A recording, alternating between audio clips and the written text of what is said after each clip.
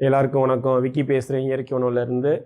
இந்த பதிவில் ஒரு உணவை சத்தானதா இல்லையாங்கிறத எப்படி கண்டுபிடிக்கிறது? ஒரு உணவு உண்மையிலேயே அதில் சத்து இருக்கா இல்லை சத்து இல்லையா அப்படிங்கிறத ஒரு காமன் சென்ஸ் பாயிண்ட் ஆஃப் வியூவில் இருந்து, சயின்ஸ் பேஸ்டு வெஸ்டர்ன் அதெல்லாம் விட்டுருங்க. ஒரு காமன் சென்ஸில் உங்கள் உடம்பை யூஸ் பண்ணியே எப்படி நம்ம கண்டுபிடிக்கிறது கொஞ்சம் பார்த்துருவோம்.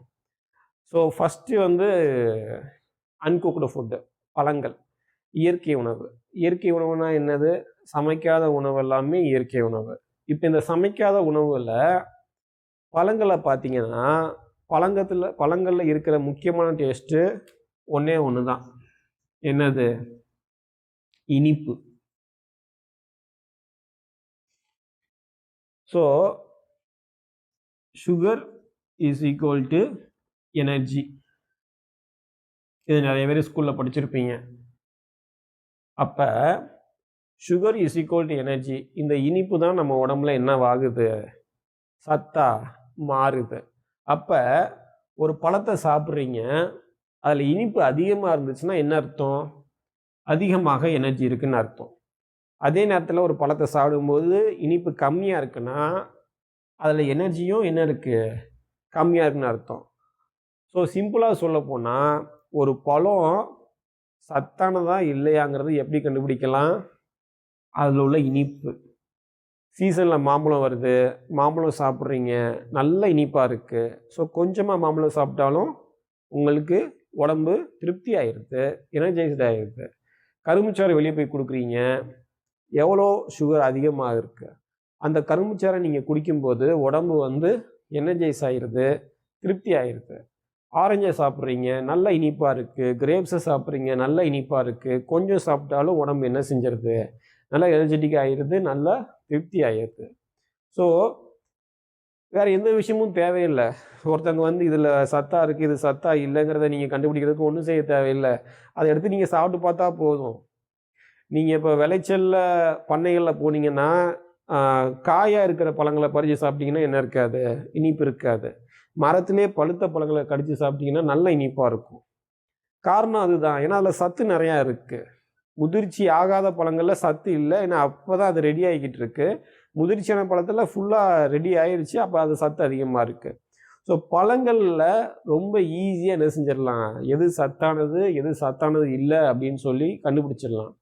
நிறைய மெம்பர்ஸ் என்கிட்ட கேட்கும்போது எந்த பழத்தை சாப்பிட்லாம் அப்படின்னு கேட்கும்போது, எது அதிகமாக இனிப்பாக இருக்கோ அதை சாப்பிடுங்க, அவ்வளோதான், முடிஞ்சு போச்சு. ஏன்னா அதில் இயற்கையான சுகர் அதிகமாக இருக்குது. இயற்கையான சுகர் அதிகமாக இருந்துச்சுன்னா அது உங்கள் உடம்புக்கு நீங்கள் சாப்பிடும்போது இயற்கையான சுகர் உடம்புல அதிகமாக ஏறும். இயற்கையான சுகர் உடம்புல அதிகமாக ஏறிச்சுன்னா உடம்பு நல்லா எனர்ஜைஸ்டாக இருக்கும், உடம்புல சத்துக்கள் நிறையா சேரும்.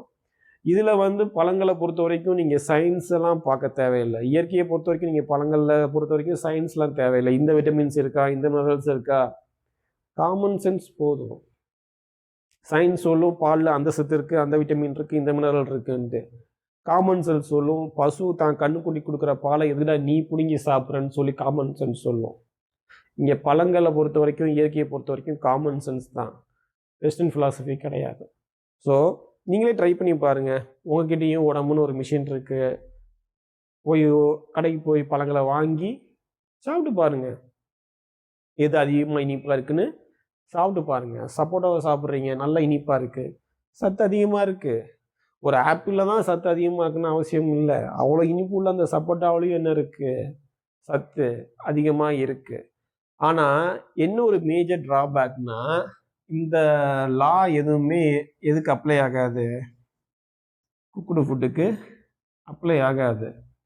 அது சமைச்ச உணவாக இருக்கிறதுனால, அது செத்து போன உணவாக இருக்கிறதுனால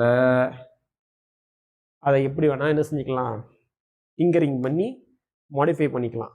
ஸோ உப்பு போட்டால் ஈஸியாக டேஸ்ட் வந்துடும், மசாலா பொடியை போட்டால் ஈஸியாக டேஸ்ட் வந்துடும். ஒரு பாலை காய்ச்சி ஊற்றுனா, நெய்யை போட்டால், இல்லை முந்திரி குருணையை அரைச்சி ஊற்றுனா, இல்லை தேங்காய் அரைச்சி ஊற்றுனா என்ன வந்துடும்?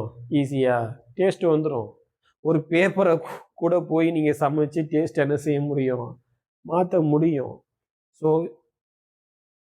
குக்குடு ஃபுட்டை பொறுத்த வரைக்கும் அது சத்தானதா இல்லையா அப்படின்னு என்ன செய்ய முடியாது உங்களால்? நேச்சுரலாக கண்டுபிடிக்க முடியாது. ஏன்னா அதில் ஈஸியாக என்ன செஞ்சிடலாம், ஏமாற்றிடலாம்.